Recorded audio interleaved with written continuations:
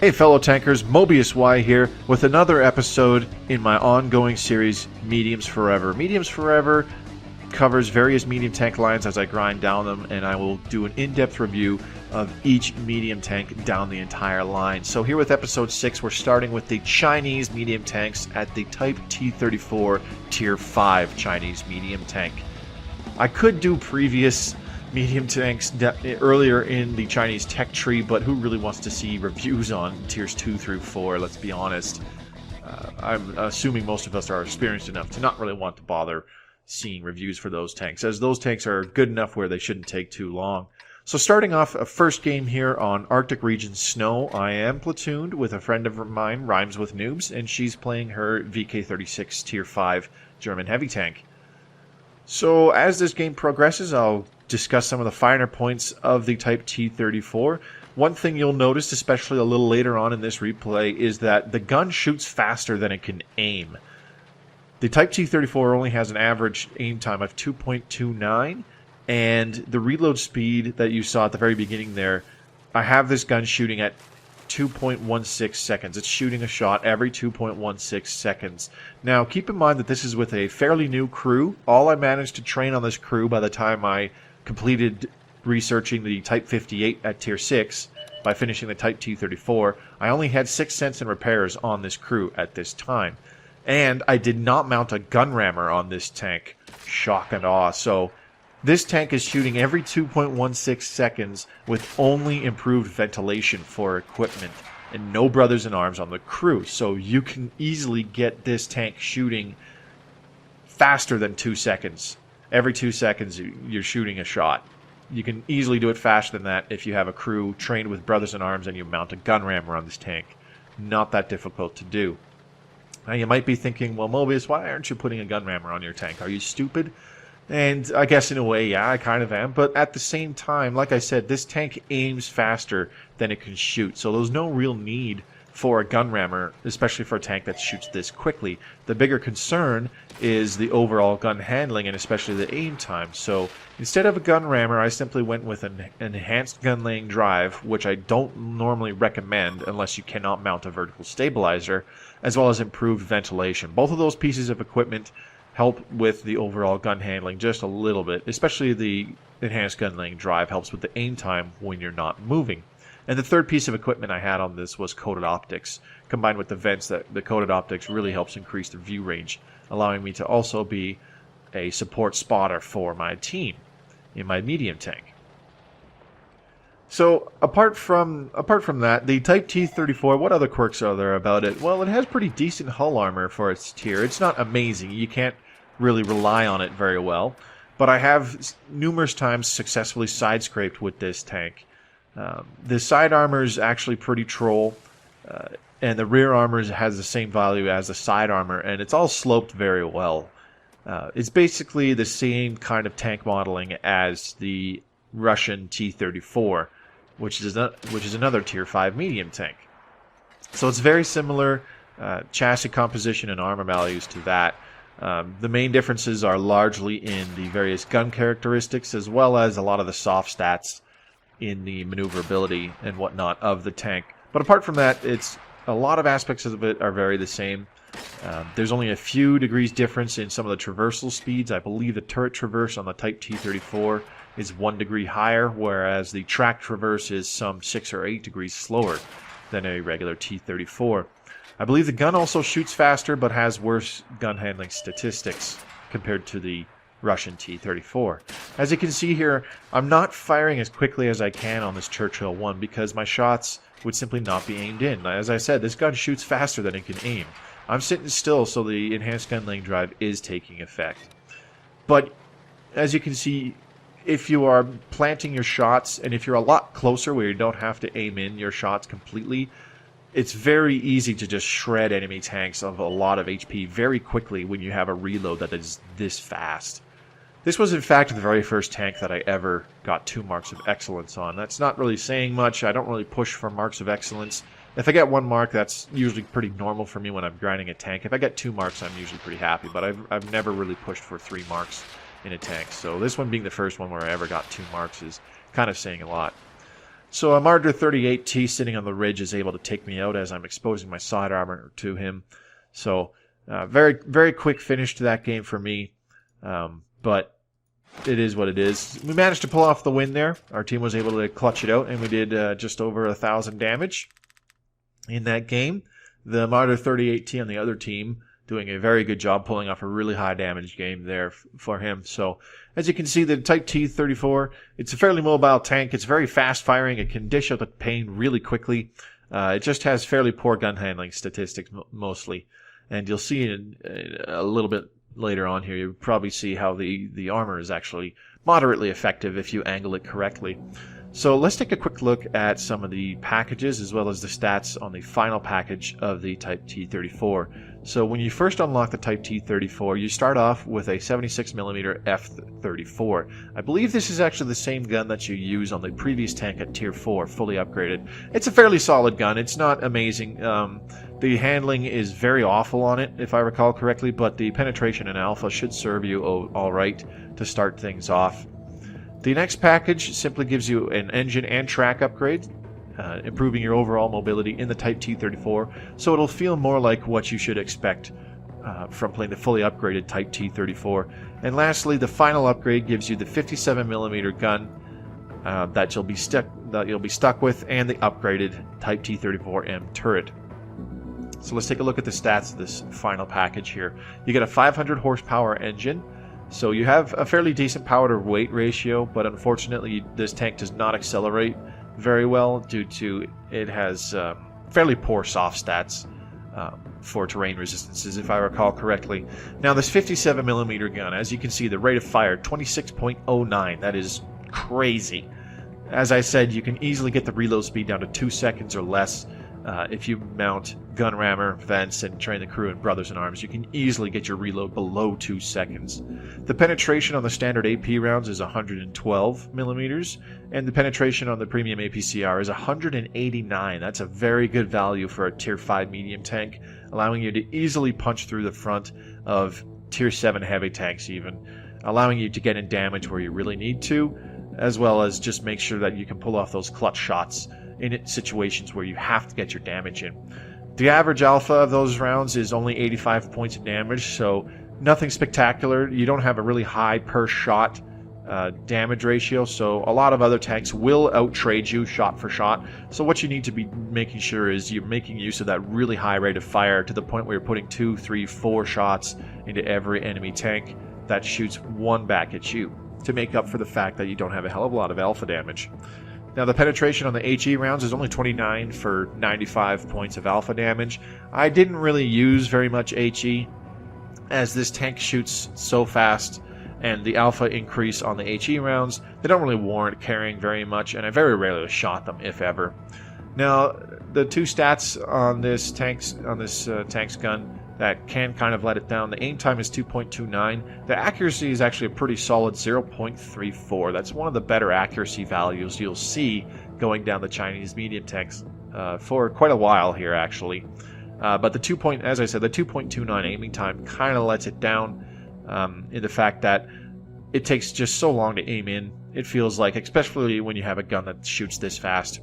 As I said, the track traverse is 42 degrees per second. I believe that's a few degrees.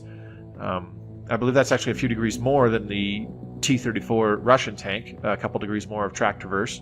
The turret only has 48 degrees of traverse, which I believe is a tad less than the Russian T-34's traverse speed. Now the turret armor is rated at 52 in the front, 52 in the sides, and 45 in the rear, so a very consistent armor value all the way around. And it's fairly sloped, but not nearly as well as the hull armor on this tank. And lastly, your signal range and view range: 525 meters signal range, 350 meters of view range. That view range can easily be boosted up to about 400 if you throw on optics and vents, as I did, and possibly train Brothers in Arms on this crew. So let's look at the hard stats on the final package. Let's go ahead and take a peek at the equipment and supplies that I used on the Type T-34 to make it work for me. The Type T-34 carries a lot of ammunition, which is really good for a tank that shoots this fast. By the time I finished excuse me, by the time I finished grinding this tank, I carried 75 standard AP rounds. This was good enough in a large majority of the situations that I came across. I carried 20 APCR. You need to carry a fair bit, unfortunately, at least 10 in this tank because the alpha is so low, but it shoots so fast. When you really need to use your APCR, you want to make sure you have more than enough. So I carried 20 APCR. That was enough to deal with situations where I had to shoot some premium ammo. And I only carried 5 high explosive rounds. As I said, I very rarely had to shoot them, as the tank shoots fast enough with its standard rounds that there's not really much reason to switch to high explosive.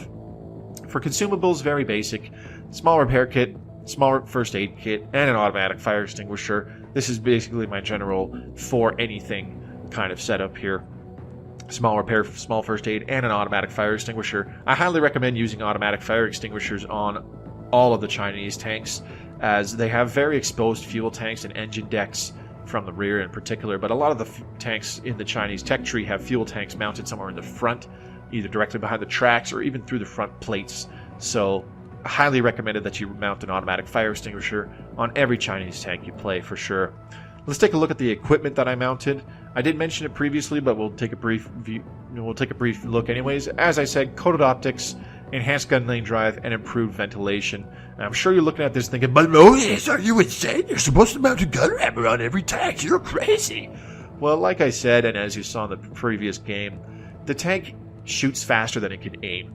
So I saw no reason to mount a gun rammer to increase the reload speed another, 0.2 seconds, having it shoot way faster than it could possibly aim. I saw no reason for that, and the improved ventilation improves the reload speed anyways. So I stuck with vents and gun lane drive to improve the aim time as best as possible, and coated optics to improve the view range, especially combined with the vents. There's not really much else you can mount on there. You could put a gun lane drive if you so chose, but apart from that, there's not really much point in putting a camo net or binocs on this tank, as it's meant for rapid redeployment and flanking maneuvers. You kind of got to get in as close as possible, especially with the poor gun handling characteristics of this tank. You don't want to be hanging back sniping the whole time. So that's basically a look at the characteristics of the Type T-34, as well as the equipment and supplies that I used. Let's go ahead and take a quick look on tanks.gg at the armor profile and the soft statistics of the Chinese Type T-34. Okay, here we are on tanks.gg, taking a look at the Type T-34. Let's start with the armor profile. So there's a thick band of armor plating on the front, where the upper front and the lower plate meet. It's 80 millimeters thick. It's a very thick band. Sometimes a troll shot there will actually bounce off of it. The turret, as I said in the hard statistics there, the front and the sides, it's 52 millimeters all the way around, including the commander's hatch, and you've got 45 degrees of thickness on your upper front and lower plate. The side and rear armor is quite well sloped at 40 millimeters as well, so you can get some pretty troll bounces when people are trying to shoot you in your sides or your rear. And other parts of the tank, namely the top parts, you've only got 20 millimeters of thickness as well as 15 millimeters of thickness. So artillery, if it hits you anywhere in the top of the hull, especially in the engine deck and the back here, or in the top of the turret, it will do a significant amount of damage. So the thickness of the front plates is not very good, but because it's so well sloped, you can get values of up to about 80-85 millimeters if you're side scraping around a corner in the Type T-34, which it's surprisingly fairly good at. You'll find that a lot of people really like shooting your side armor here. So long as you keep it at an auto bounce angle, there's no problems. They're not going to get through this side armor here, and people love shooting at it. If they get a lucky shot underneath the side armor and above the tracks, they might penetrate more on the front of the tank there. But for the most part, this side armor here, keep it at an auto bounce angle if you're side scraping, and you'll have no problems. And low penetration guns will really struggle penetrating your upper front plate if they have 80 millimeters or less penetration. An easy weak point on the Type T-34 is actually the front of the turret. Outside the gun mantlet, you can see it's only about 50 to 60 millimeters thick on the face of the turret. This big commander's hatch is also a pretty good weak point. You only need about 50-60 millimeters of penetration to get through that. Apart from that, it's what you would expect. The side armor is pretty weak right above the tracks, easy to hit. Not above the tracks where the sloping is. As I said, there can be some troll bounces there. You want to aim just beneath that, barely above the tracks, or maybe even just go straight through the tracks where the armor is much flatter. The rear, It is, again, still pretty sloped, so you can get some troll bounces at weird angles, but it's easier to penetrate there than to penetrate the front of the Type T-34. We'll take a look at some of the soft stats. Now keep in mind that these values are based on the PC version of the tank, so it might not be an exact comparison to what we have on Xbox. So the gun constraints. The elevation is 25 degrees, so this tank can aim quite high if enemies are above you. Very easy shots into their lower plates, no problem. But it only has 5 degrees of gun depression. You want to get used to that right now, because while the lower tier Chinese tanks actually, they kind of spoil you with really good gun depression values. One of them even has 15 degrees of gun depression. This is where the gun depression starts to get kind of crappy, and it's not getting any better. 5 degrees or worse is kind of the modicum for Chinese middle and high tier tanks, so just get used to it. That's all I'm going to say. So let's just quickly do a compare on the Russian T-34 as soon as I can find it here. There we go. Now keep in mind, I believe it is comparing the fully upgraded T-34 to a fully upgraded Type T-34, so this is actually not the tank we want to be comparing it with, because the T-34 gets a 76mm when fully upgraded. Let's just double check here. Caliber 57. Yeah, it's comparing to the 76mm on T-34, but we'll just ignore that for a minute. So the DPM of the Type T-34, it's extremely good. 2,300 damage per minute in a Tier 5 medium tank. That's insanely good. The dispersion values are not that good. These values kind of throw it off because it's comparing the 76mm on the T-34, which is an awful gun. It's actually worse than the T-34's 57mm, which is the same kind of gun that we normally want to compare it to. And as I said, the terrain resistances, they're a fair bit worse than the T-34. Hard and medium terrain is identical. Soft terrain is a fair bit worse, though. So, soft terrain is a fair bit better, though. So, with the T-34 moving around,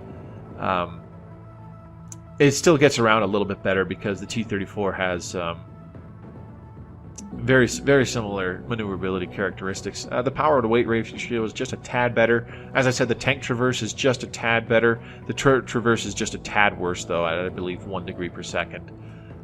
So that's basically a quick look at the Type T-34. Let's go ahead and take a look at the images from worldoftanksinfo.net at where the modules and crew are located.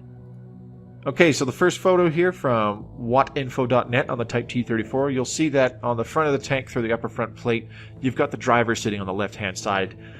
He actually can get knocked out very easily with people shooting your upper front plate.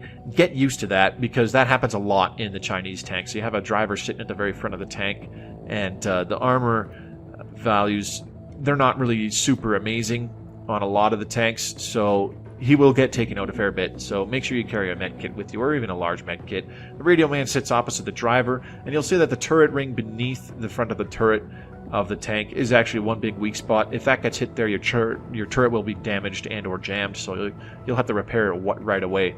It doesn't really show it here, but the front of the turret itself is actually a fairly big weak point. Now, sitting on the left side, you can see that big commander's hatch, if it gets shot, your commander's likely going to get injured, so he'll have to be fixed right away. And you can see on the front of the tank, there's lots of fuel tanks on the left-hand side above the tracks there, and there's a big engine deck at the back of the tank above the tracks there. As I was saying, Chinese tanks, they're actually quite prone to fire, so carry an automatic fire extinguisher with you at all times. You can start to see some ammo rack at the back of the turret there on the left side as well. So let's take a look at the back of the tank now. The very back is all engine deck, so if somebody manages to flank around behind you, they get shots in your rear. If they penetrate, it's more than likely your engine's going to be damaged, so you'll have to repair that. As well as the back of the turret supports the ammo rack, so if that gets hit, it's likely your ammo rack will get damaged, crippling your DPM potential, so you'll have to repair that right away as well. And on the right side of the tank, it's kind of basically just more of the same. You got fuel tanks in the front, on the side, from the side armor of the tank. Very easy for that to get penetrated, especially if you peekaboo at an angle around a corner, showing your front like that. If somebody penetrates that part, they'll damage or set you on fire through your fuel tanks. You can see the turret ring is still very vulnerable there. The loader sits on the right side of the turret, basically opposite the commander, so a shot there can injure the loader and cripple your DPM. A shot to the rear of the turret from this side will still damage the ammo rack, and you can see the very big engine deck in the back there. So lots of vulnerable points on the Type T-34. Very easy to damage it, as well as inflict inflict some damage on the modules or the crew of the tank itself, forcing you to use your repair or your first aid kit. So that's enough of that. Let's jump into the next replay here, where we are on Great Wall. It's a standard battle, and I believe I am solo this game. We'll find out in just a second here. But this game, you'll see me trying to basically just trying to use the Type T-34 as best as I can, making up for its 5 degrees of gun depression. When you have tanks down an entire line where they don't really have very good gun depression, namely 5 degrees or less, such as the Chinese medium tanks, you really need to know the maps very well, because you need to know where each little divot or ridge is, where you can park yourself behind it, go nice and hull down, and protect yourself as best as possible, showing only your turret or as little of your hull as possible, but still able to get your gun down so that you can shoot the enemies coming after you in front of you. It's very important that you learn the maps really well. So we're 15 seconds into this game already. It's another very top-tier game. Very good matchmaking for the Type T-34, as I know the hull armor will stand up to a lot more of the tanks on the enemy team. There are, of course, some exceptions, such as maybe a Matilda or an Su-85B. Like I said, a lot of low penetration guns, though, they will really struggle to penetrate a Type T-34's hull if the armor is very well angled. So we're just cruising into the southwest corner. It's usually where I go when I'm playing tanks with low gun depression, or low gun depression values, I should say. A lot of Russian tanks, and particularly Chinese tanks, that don't have a lot of gun depression. I tend to take them down here, as I know I can really work this corner, especially with a tank like the Type T-34, where I should be outspotting a large majority of the tanks on the other team with my coated optics and vents combination, as well as able to just lay down some serious hurt from a distance and keep myself protected. So we see an M3 Lee putting a shot into him. As soon as I pull the trigger, that's when I get spotted. So somebody is able to spot me right away. But a couple quick shots later, the M3 Lee's down to a one-shot. I simply peek out, try to aim in. As you can see here, the aim time, again, kind of letting me down. If it's not fully aimed in, there's a very good bet that it will simply miss. So it took a few more shots than necessary to take down that M3 Lee. But knocking it out eliminates their eyes on this side of the map. So opening up the map, we're still not really seeing any of the red team. It looks like most of them are probably hanging back for the most part, or they just haven't simply gotten into their positions yet. So that's when we finally see a Churchill 3 and another medium tank to the left. So I decided to pull back down to my original position and help out our BDRG-1 French heavy tank with this Churchill 3. So I load up some APCR, knowing that the Churchill 3 can have some pretty good frontal hull armor, but his turret armor is not very good. So with the APCR, I simply put 3 quick shots through the front of his turret and take him out of the game. Loading back to standard AP rounds, we see a T-40 in the very back there. It's a US Tier 4 TD. I know its frontal armor is fairly well sloped, but I simply just lay shot after shot into it, knowing that if I hit it directly in the side, it should penetrate quite easily. So that's when we see the Panzer III-4 is trying to make a move on our artillery. So us with the BDRG-1 and the medium tank in the very back there, just trying to get shots on him and take him out quickly before he can do some damage, especially to our artillery. So once he's down, we're just trying to reposition and figure out where the rest of the Reds are. We've still only seen about half of their team spotted. There is one medium tank far to the north there, and a TD still spotted as well, but apart from that, a large part of their team still hasn't been spotted, with a few more of them being lit up on the map. Doing a quick count, we realize there's still about half of their team that's unaccounted for, so to speak. So just trying to make a move in towards their base, see if any more of them are still hanging out back there. Looks like just that TD is there, and there's 2 of our light tanks on him. So instead of going to the base, I decide we're going to push up into the middle here. Looks like most of their tanks are on the north side of the map. So we're going to push up this way. Now, as you can see here, the Type T-34, its engine is just good enough where you'll maintain a decent speed going up hills. Still going about 20 kilometers an hour on not exactly a steep slope, but not a fairly shallow one either. Climbing this hill can be a serious pain if you have a poor power to weight ratio or just a low horsepower engine in various tanks. So finally getting up over the ridge, it's time to bring in some action here. So we're pushing forward here, our M8A1 TD.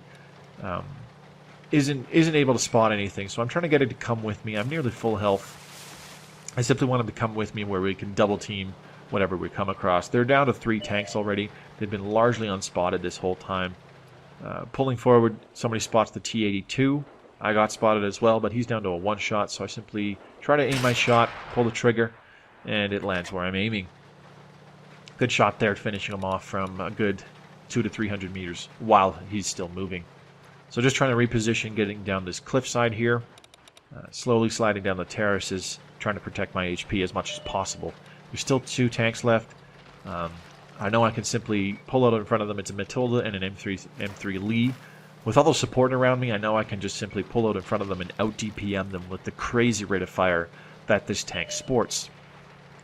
But again, it's important that I make sure that I take up a position where the 5 degrees of gun depression isn't going to screw me over. So you'll find that a lot of the time in these Chinese tanks, particularly the Chinese medium tanks, sometimes you're better off taking a position where the enemy is actually coming at you from above, at which point you have more gun elevation than you have gun depression.